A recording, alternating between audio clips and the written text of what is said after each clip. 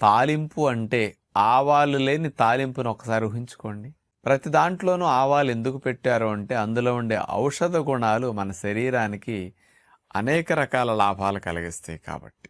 అలాంటి ఆవాల్ని కాస్త గానుగాడించి కూడా ఆయిల్ తీస్తే ఆవ నూనె మనకు లభిస్తూ ఉంటుంది.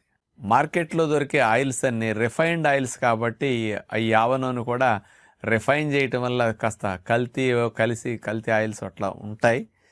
కానీ అలాంటి ఆయిల్ వల్ల మీకు మెడిసినల్ ప్రాపర్టీస్ పోతాయి. వంటకు ఆయిల్ వాడొద్దని మనం చెప్తుంటాం.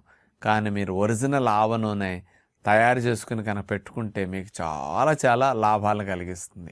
ఇప్పుడు సమ్మర్లో ఆవాలు కాస్త చవకగా దొరుకుతాయండి. ఎందుకంటే అందరూ నీళ్లు లేనప్పుడు రెండో పంట కింద ఆవాలు పొలాల్లో చల్లుతుంటారు.